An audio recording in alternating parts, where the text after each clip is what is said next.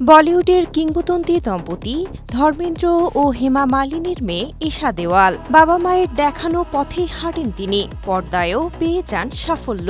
তবে ২০১২ সালে ব্যবসায়ী ভারত তখনতানির সঙ্গে কাঠছড়া বাঁধার পর ধীরে ধীরে সিনেমা থেকে নিজেকে গুটিয়ে নেন এই অভিনেত্রী। মনোযোগ দেন দুই কন্যা সন্তান আর সংসারে। কিন্তু দীর্ঘ ১১ বছরের সেই সংসার ২০২৪ সালে এসে ভেঙে যায়। হঠাৎ করেই বদলে যায় ঈশার জীবন, সঙ্গী হয় একাকিত্ব। বর্তমানে কেমন আছেন এই অভিনেত্রী?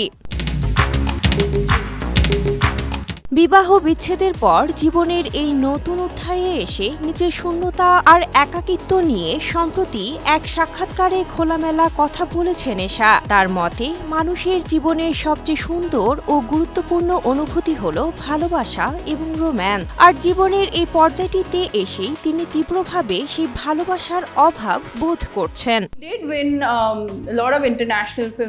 তবে সংসার ভাঙলেও ভালোবাসা বা সম্পর্কের প্রতি ঈশার চিরচেনা বিশ্বাস কিন্তু এক বিন্দুও কমেনি। এ প্রসঙ্গে তিনি বলেন, বিচ্ছেদ বা প্রেম ভাঙা জীবনেরই অংশ। অতীতেও আমার এমন অভিজ্ঞতা হয়েছে, কিন্তু তাতে ভালোবাসার মূল অনুভূতি কখনো মলিন হয়ে যায় না। বিশেষ করে শৈশব থেকে নিজের বাবা মায়ের যে নিঃস্বার্থ ভালোবাসার রূপ দেখে বড় হয়েছি, সেটাই আমার কাছে প্রেমের চিরন্তন উদাহরণ হয়ে আছে। এছাড়া মানুষের জীবনের সবচেয়ে সুন্দর ও গুরুত্বপূর্ণ অনুভূতি হলো ভালোবাসা।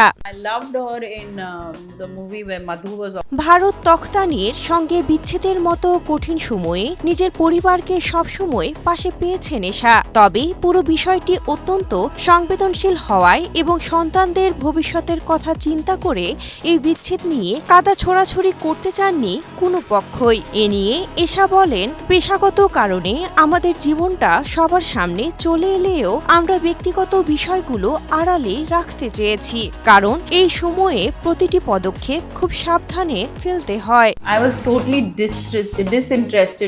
২০২৪ সালে কোনো কারণ প্রকাশ না করেই যৌথ সম্মতিতে আলাদা হয়ে যান ঈশা ও ভারত। দাম্পত্য জীবনের ইতি ঘটলেও দুই মেয়ের কথা চিন্তা করে তাদের মধ্যকার বন্ধুত্বপূর্ণ সম্পর্কটুকু অবশ্য এখনো বজায় রেখেছেন এই সাবেক দম্পতি।